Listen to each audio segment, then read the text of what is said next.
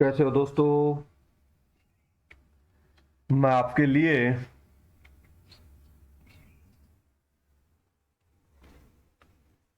25 question और लेके आया हूँ।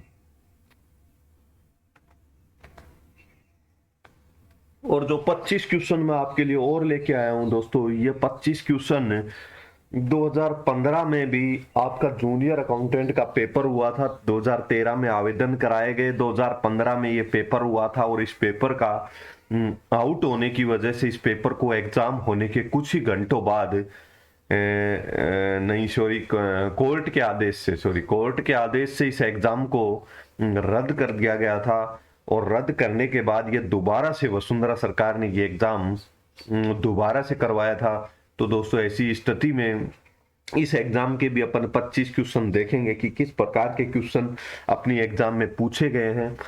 2015 में जो 2013 में आवेदन करवाया था, 2015 में जो पेपर हुआ था जो रद्द हो गया था, उससे संबंधित 25 क्वेश्चन अपन ऑडिटिंग के देखेंगे। दोस्तों, अंकेक्षण के संबंध में ये मैंने आपको कल भी बताया था कि प्रीवियस ईयर क्वेश्चंस पेपर्स जो है उनमें से आपको 75 क्वेश्चन हैं। उनमें से एग्जाम में आपको 7 से लेकर 10 क्वेश्चन के लगभग क्वेश्चन करने में इन क्वेश्चंस से आपको मदद मिलेगी। हो सकता है कुछ क्वेश्चंस तो हूबहू आपको यूं के यूं एग्जाम में मिल जाएं। तो निश्चिंत रहें, मस्त रहें और तैयारी करते रहें।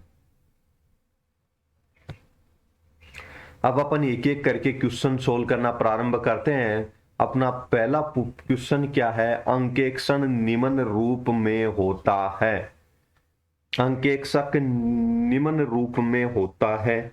अब इसके ऑप्शन: पागल कुत्ता, चौकसी कुत्ता, शिकारी कुत्ता और लालची कुत्ता। तो दोस्तों, ये अंकेक्षण और जहां कुत्ते की बात हो रही है, कोई भी किसी भी प्रकार के कुत्ते की बात हो रही है, तो आपके दिमाग में सीधा सीधा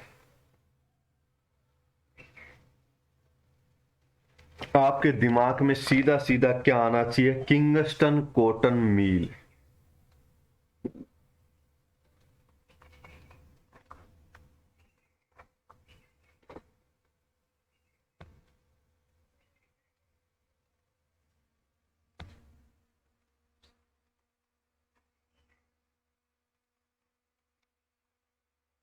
केस अपन ने ये कल वाले पेपर में भी पढ़ा था और मैंने नोट्स में भी लिखाया हुआ है। किंगस्टन कॉटन मिल केस शब्द जहां भी आए तो आपको याद रखना है, किंगस्टन कॉटन मिल के गेट पर क्या बंधा हुआ है? कुत्ता बंधा हुआ है।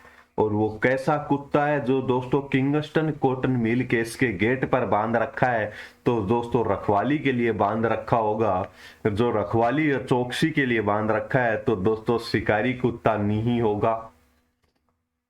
तो ये ऑप्शन कैंसिल। लालची कुत्ता भी नहीं होगा, लालची होगा तो रखवाली कैसे करेगा? तो ये ऑप्शन भी नहीं होगा। और पागल कुत्ता होगा, वो भी ऑप्शन नहीं होगा। चौकसी कुत्ता।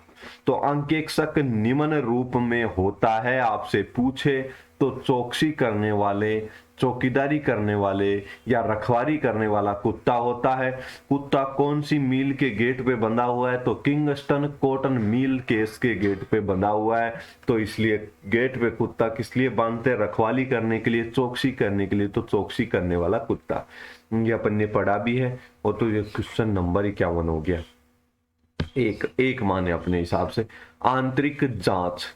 दोस्तों, आंतरिक जांच हमेशा, आंतरिक जांच शब्द जहां भी आए, पिछले कल अपन जो 25 क्वेश्चन किए थे 2011 के पेपर से संबंधित, उसमें भी आंतरिक जांच का क्वेश्चन था। आंतरिक जांच क्या होता है दोस्तों? आंतरिक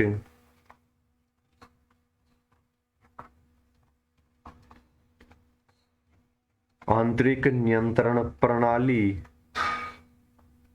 का हिस्सा होता है। अब ये अपना नोट डाल के, अगर आपने कहीं पे नहीं लिखा हुआ है तो लिख लें। अगर ये नहीं लिखा हुआ है आपके नोट्स में कहीं पर तो ये नोट कर लें। नोट: आंतरिक नियंत्रण प्रणाली का हिस्सा होता है। इस प्रकार से लिख के भी लिख सकते हैं, आंतरिक जांच।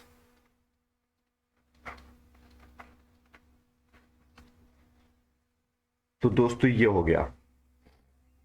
आंतरिक जांच खालिस्तान की पूर्ण प्रणाली का हिस्सा है। किसकी पूर्ण प्रणाली का? निरंतर अंकेक्षण का हिस्सा नहीं है। आंतरिक थोड़ी होता है निरंतर अंकेक्षण, वार्षिक अंकेक्षण में भी आंतरिक। अब आंतरिक आंतरिक दो बचे। आंतरिक अंकेक्षण में भी आंतरिक जांच नहीं होती। आंतरिक अंकेक्षण इंटरनल ऑडिट में भी आंतरिक जांच नहीं है। या आंतरिक नियंत्रण प्रणाली का हिस्सा आंतरिक जांच होता है। आंतरिक अंकेक्षण तो आंतरिक अंकेक्षण ही होता है, ऑडिट ही होता है। आंतरिक नियंत्रण प्रणाली में आंतरिक जांच की जाती है। तो दोस्तों ये नोट भी लिख ले कहीं पे भी, आप अपने नोट्स में ही कहीं पे ये नोट डाल लें।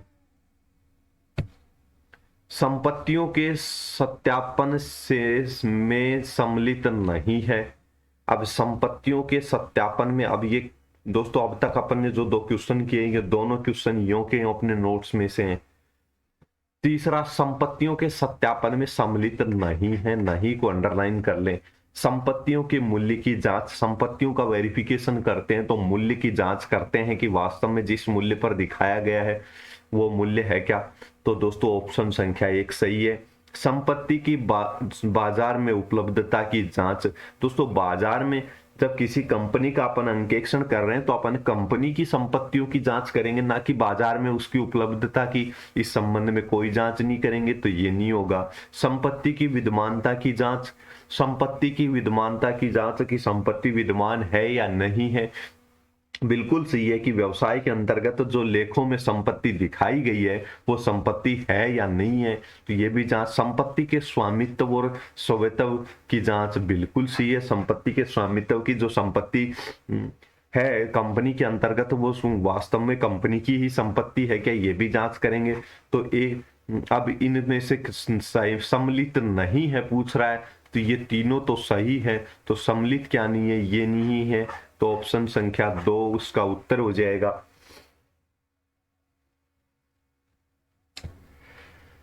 निम्न में से कौन सा अंकेक्षण का एक प्रकार नहीं है? अपन ने अंकेक्षण के प्रकार पढ़े थे, उसमें औचित्य अंकेक्षण भी पढ़ा था, अंतरिम ऑडिट, अंतरिम इंटरनल ऑडिट भी पढ़ा था, इंटरिम ऑडिट, कार्य कुशलता अंकेक्षण भी पढ़ा था। ये प्रबंधकों से संबंधित होता है। तो दोस्तों जब अपन ने तीनों ऑप्शन पढ़ रखे हैं अपने नोट्स में, तो चौथा बचेगा स्वायत्त अंकेक्षण, अंकेक्षण का प्रकार नहीं है। चार्टेड अकाउंटेंट अधिनियम पारित हुआ था दोस्तों अपनी पहली क्लास के और पहले पेज पर ही। चार्टेड अकाउंटेंट अधिनियम पारित कब हुआ था इसके संबंध में अपन ने लिखा था 1949, 1 जुलाई 1949 को चार्टेड अकाउंटेंट एक्ट लागू हुआ था। तो 1 जुलाई को सीए दिवस मनाया जाता है और डॉक्टर्स डे भी इसी दिन बनता है।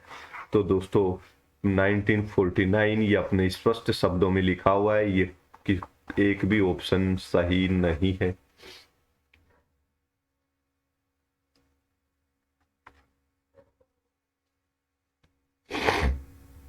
अशुद्धियों के प्रकार में क्या सम्मिलित नहीं है? दोस्तों ये अशुद्धियों का प्रकार अपन ने इसमें देखा था, अपन ने सिर्फ हेडिंग देखे थे मेरे हिसाब से, क्योंकि ये दोस्तों अशुद्धियों का शोधन जब पढ़ते हैं अपन अकाउंटिंग में, जो टॉपिक आपके शामिल भी है अशुद्धियों का शोधन, उसके अंतर्गत ये पढ़ते हैं अशुद्धियों के प्रकार। तो ये आपके अकाउंटिंग से संबंधित क्वेश्चन भी है और यहाँ पे भी ये क्वेश्चन आपके आ रहा है।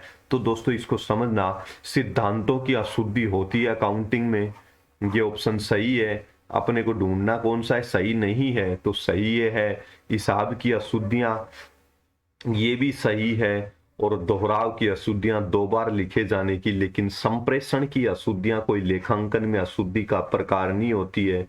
तो दोस्तों नहीं है ही पूछा है, तो ऑप्शन संख्या 2 सही होगा इसका उत्तर। अगला क्वेश्चन, अंकेक्षण प्रलेखन संपत्ति है। दोस्तों अंकेक्षण से संबंधित जो भी लेखा जोखा करता है, अंकेक्षक जो भी कार्य करता है वो किसके संबंध में है? तो दोस्तों मुवकिल के संबंध में नहीं, दोस्तों अंकेक्षक समिति के संबंध में नहीं, दोनों के संबंध में भी नहीं। अंकेक्षक की संपत्ति होती है, अंकेक्षक नोटबुक है, ऑडिट नोटबुक है, तो अंकेक्षण प्रलेखन ऑडिट डॉक्यूमेंट्स किसके होते हैं? अंकेक्षक की संपत्ति होती है। ऑडिट वर्किंग पेपर भी अंकेक्षक की संपत्ति होती है, ये भी अपना स्पष्ट रूप से अपन ने पढ़ा हुआ है।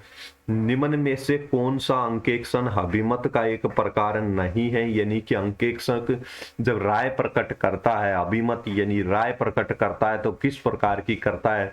तो दोस्तों क्वालिफाइड है अपने, अनुकूलित, अनक्वालिफाइड भी है, और दोस्तों अस्वीकार्य यानी कि भी है अपने से। तो ये अनारक्षित अभिमत ये अपन ने पढ़ा नहीं है दोस्तों, ये अपने अंतिम टॉपिक से संबंधित क्वेश्चन है। मैं आपको अभी से ये 25 क्वेश्चन कराने के बाद पहले मैं आपको अंतिम टॉपिक कंप्लीट कराऊंगा, ताकि आपको जो क्वेश्चन उससे संबंधी एक दो पेपर्स के अंदर आ रहे हैं तो वो करने में भी आपके आसानी हो। तो दोस्तों इसमें आरक्षित अभिमत आएगा।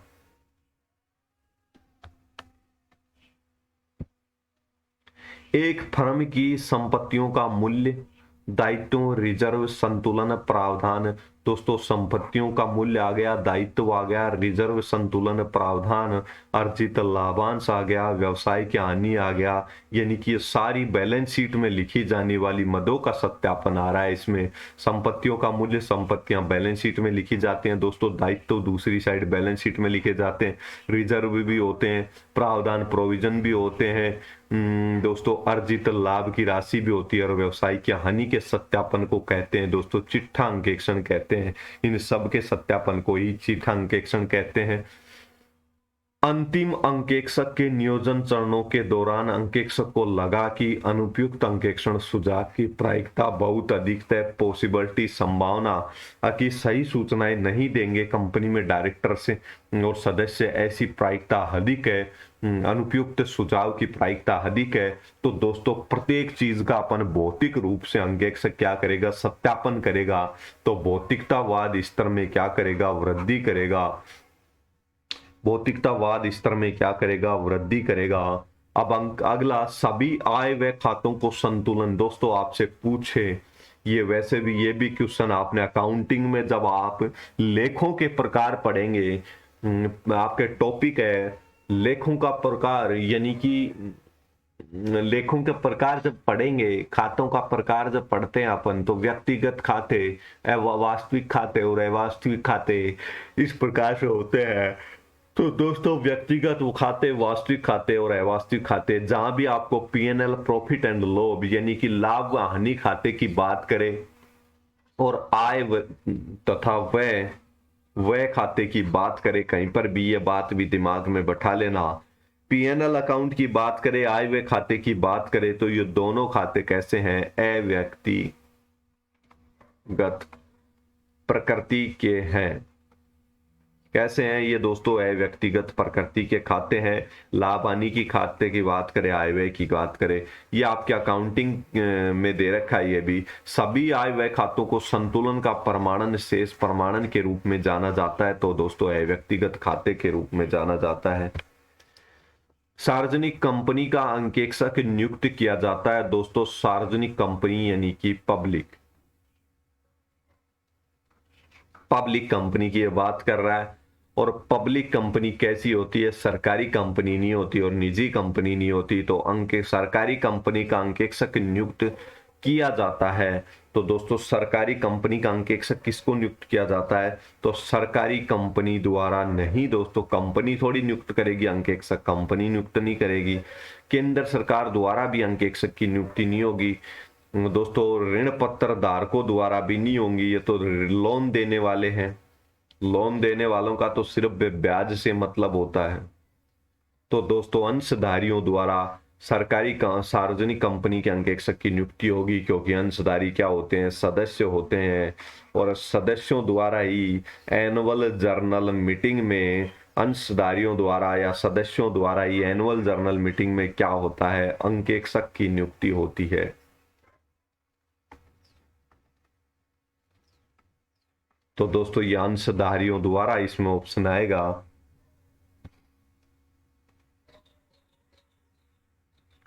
आंतरिक नियंत्रण आंतरिक जांच में क्या संबंध है, ये मैंने अभी आपको एक क्वेश्चन में नोट डलवाया था, वही नोट वापस से रिवाइज हो रहा है।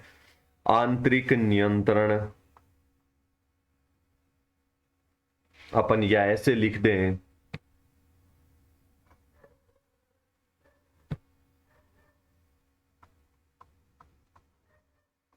आंतरिक जांच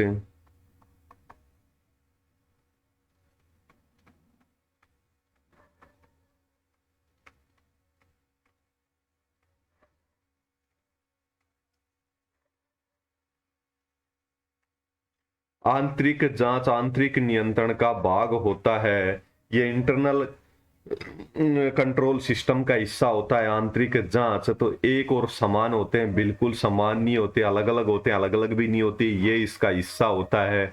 तो दोस्तों ये दो ऑप्शन हट गए। आंतरिक नियंत्रण में आंतरिक जांच सम्मिलित है, बिल्कुल सही है। और इसमें क्या लिख रहा है, आंतरिक जांच में आंतरिक नियंत्रण सम्मिलित है, ये बिल्कुल नहीं है। तो दोस्तों ये हो गया। अंकेक्षक को प्रतिवेदन प्रस्तुत करना होता है। अंकेक्षक को प्रतिवेदन प्रस्तुत करना होता है। अंकेक्षक को प्रतिवेदन किसका प्रस्तुत करना होता है, अंकेक्षक अपनी रिपोर्ट किसको देता है। तो दोस्तों अंकेक्षक रिपोर्ट किसको देता है, दोस्तों सरकार को नहीं देगा अंकेक्षक अपनी रिपोर्ट, प्रबंधकों को भी अपनी रिपोर्ट नहीं देता। अपनी रिपोर्ट किसको देगा, अंकेक्षक को प्रतिवेदन प्रस्तुत करना होता है। किसको प्रस्तुत करना होता है प्रतिवेदन, तो दोस्तों स्वामियों को उत्तर माना गया है। वैसे नियोक्ता अधिकारी भी इसमें आ सकता है ऑप्शन, क्योंकि नियोक्ता अधिकारी भी सही है ऑप्शन, क्योंकि जिसको नियुक्ति की जाती है, जिसके द्वारा जैसे सदस्यों द्वारा नियुक्ति की जाती है, तो सदस्यों को, वैसे स्वामी एप्रोप्रिएट ऑप्शन है इसमें, स्वामियों को। दोस्तों सदस्यों को, जैसे क्या होता है बोर्ड ऑफ डायरेक्टर्स को क्या करता है अंकेक्षक, क्या करता है रिपोर्ट सौंप देता है। बोर्ड ऑफ डायरेक्टर्स की उस रिपोर्ट को कहाँ रखते हैं, जर्नल मीटिंग में, एनुअल जर्नल मीटिंग में रखते हैं। तो नियोक्ता, एनुअल जर्नल मीटिंग में कौन शामिल होते हैं, सदस्य होते हैं। और सदस्य कौन होते हैं, शेयर होल्डर होते हैं। और शेयर होल्डर कौन होते हैं, स्वामी होते हैं। तो दोस्तों स्वामियों को। कंपनी अंकेक्षक को निम्न अधिकार प्राप्त है। क्या अधिकार प्राप्त है, अपन ने अधिकारों की, कंपनी अंकेक्षक के अधिकारों की सूची पढ़ी थी, उसमें से कौन सा इसमें शामिल है, देखते हैं अपन। निदेशक मंडल की सभा में उपस्थित होने का, ये बिल्कुल नहीं पढ़ा अपन ने।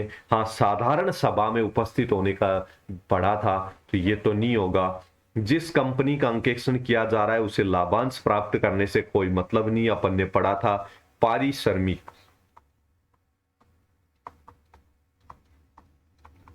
प्राप्त करेगा, पारिश्रमिक प्राप्त करने का अधिकार तो पढ़ा था, लाभांश का अधिकार अपन ने कहीं नहीं पढ़ा, तो ये ऑप्शन भी नहीं होगा। कंपनी निदेशक को हटाने का अधिकार, अंकेक्षक को किसी को भी हटाने का अधिकार नहीं होता है, ये भी अपन ने कहीं नहीं पढ़ा। सूचनाएं और स्पष्टीकरण मांगने का अधिकार अपन ने स्पष्ट शब्दों में लिखा हुआ है, तो ये होगा इसका उत्तर।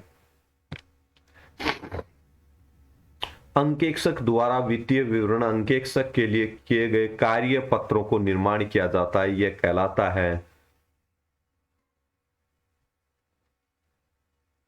दोस्तों वर्किंग पेपर्स, कार्य पत्र, वर्किंग पेपर्स, अंकेक्षक द्वारा वित्तीय विवरण अंकेक्षण के लिए जो कार्य पत्र निर्माण किया जाता है वे कहलाते हैं अंकेक्षण निष्कर्ष का प्रमाण। मुमकिन दोनों द्वारा स्वामित्व नहीं, मौखी का स्वामित्व यानी मालिक का। दोस्तों ऑडिट वर्किंग पेपर्स की बात हो रही है, working paper, audit working papers की बात हो रही है। और ऑडिट वर्किंग पेपर्स पर किसका अधिकार होता है, अपन पढ़ के आए हैं, अंकेक्षक का अधिकार होता है।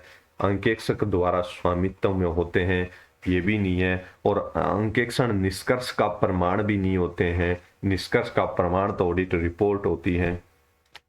अंकेक्षण कार्यक्रम तैयार कौन करता है, तो दोस्तों अंकेक्षक करता है। अब देखते हैं अंकेक्षक कार्यक्रम अंकेक्षक करता है, मूकिंग करता है यानी कंपनी मालिक करेंगे नहीं दोस्तों। अंकेक्षण कार्यक्रम अंकेक्षण कार्यक्रम ऑडिट प्रोग्राम केवल और केवल किसके द्वारा, कितना तो सहायकों के द्वारा भी तैयार नहीं कराया जाता दोस्तों। ऑडिट प्लानिंग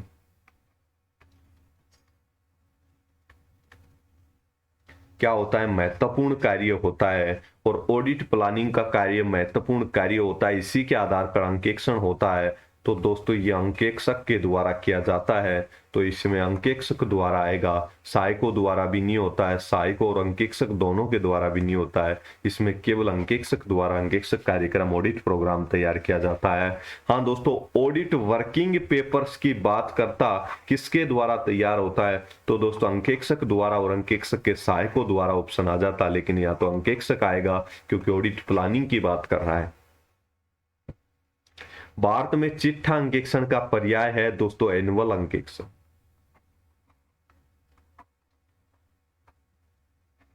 एनुअल अंकेक्षण को दोस्तों चिट्ठा अंकेक्षण कहते हैं, वार्षिक अंकेक्षण।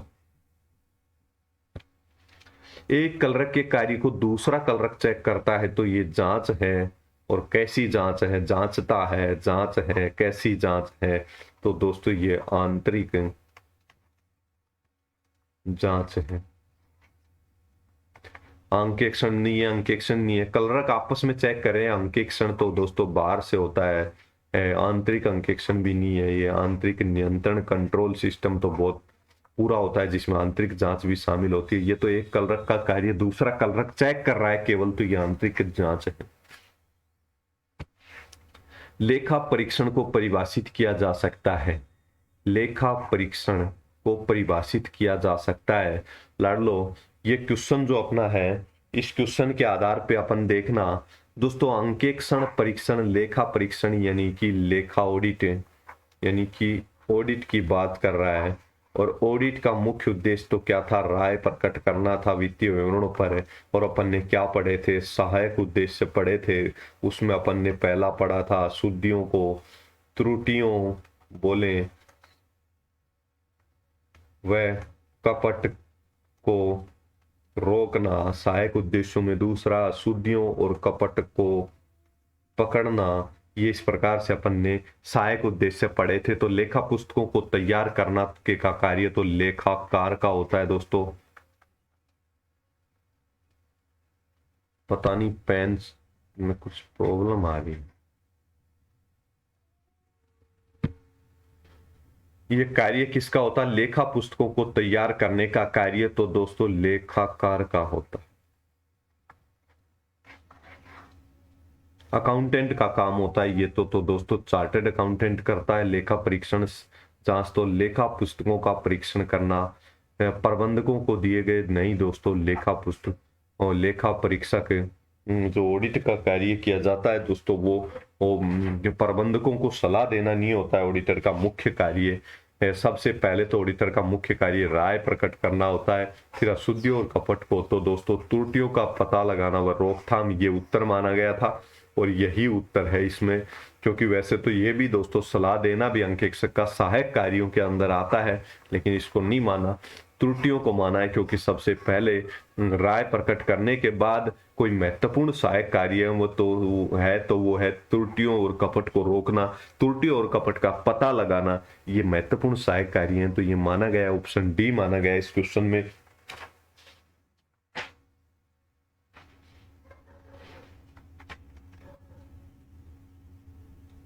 कितने क्वेश्चन और बच गए दोस्तों, 1 मिनट में अभी देख के।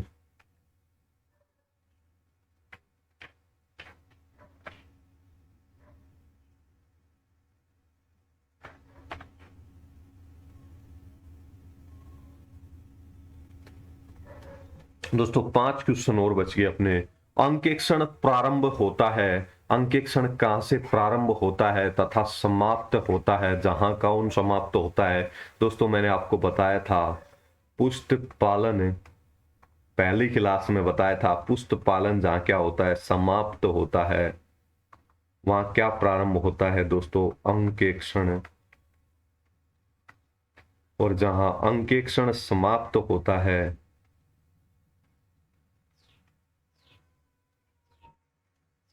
वहां क्या प्रारंभ होता है दोस्तों, पुष्ट पालन समाप्त तो होता है। दोस्तों ये गलत लिख दिया, 1 मिनट।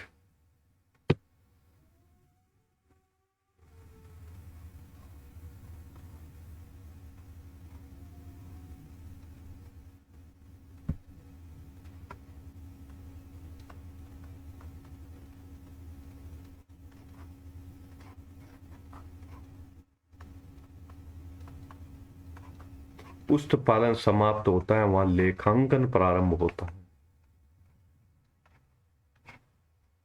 और लेखांकन जहां समाप्त होता है वहां क्या प्रारंभ होता है? अंकेक्षण।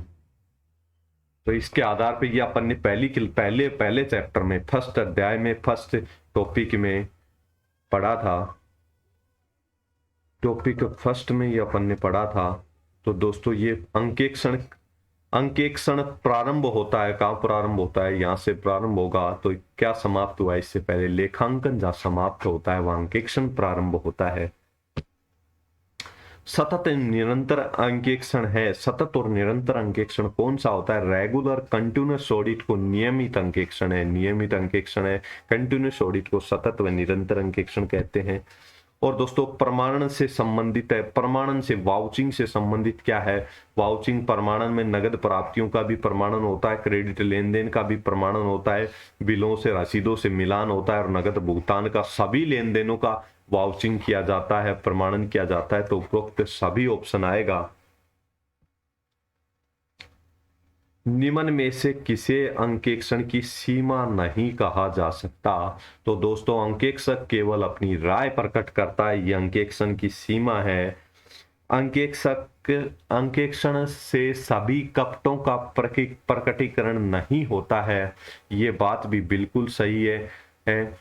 प्रकटीकरण ये भी सीमा है, सभी कपटों का पता नहीं लगता है। अंकेक्षण कर्मचारियों का ईमानदारी का प्रमाण पत्र नहीं है, ये भी अंकेक्षण की सीमा है। सीमा नहीं है वो क्या है? अंकेक्षण प्रबंधन व कर्मचारियों के लिए चेतावनी है। दोस्तों ये अंकेक्षक की सीमा नहीं है। एक अंकेक्षक के अधिकार हैं। वो अधिकार क्या अधिकार है? दोस्तों अंकेक्षक को पारिश्रमिक लेने का बिल्कुल है, अपन पढ़ के आए हैं। स्पष्टीकरण लेने का और निरीक्षण करने का, ये सारे अधिकार हैं। तो उपरोक्त सभी दोस्तों अपन ने आज की क्लास में 25 क्वेश्चन देखे, शानदार तरीके से मैंने आपको कराने का प्रयास किया है। और दोस्तों इस 25 में से मैंने आपको क्या कहा था कि अपने नोट्स में से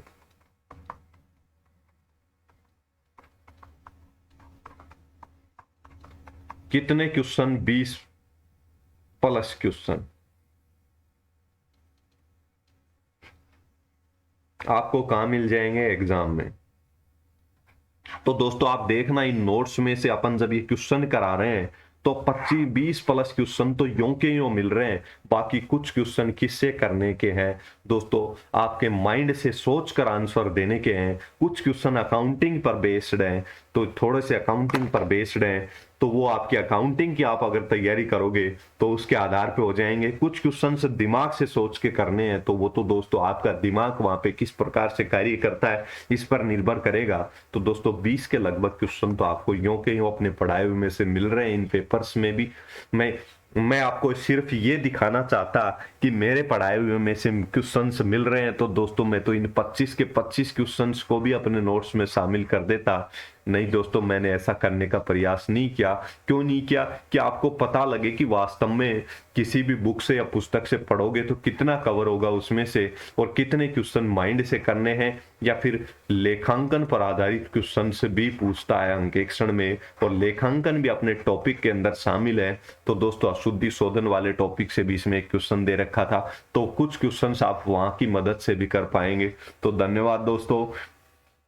अब मैं जल्दी आपके जो टॉपिक, छोटा सा टॉपिक रिपोर्टिंग से संबंधित बचा हुआ है उसको समाप्ति भी करूंगा, और 25 क्वेश्चन आपके लिए, अगले 25 क्वेश्चन लेके आऊंगा 2016 वाले पेपर से संबंधित। धन्यवाद दोस्तों, बने रहें। मैंने आपको पहले भी कहा था और अब भी कह रहा हूं मैं कि आपको दोस्तों कितने क्वेश्चन, 10 क्वेश्चन एग्जाम में मिल जाएंगे इनमें से यों के यों। तो टेंशन लेने की आवश्यकता है नहीं ज्यादा। मस्त रहो, आनंद में रहो। धन्यवाद दोस्तों।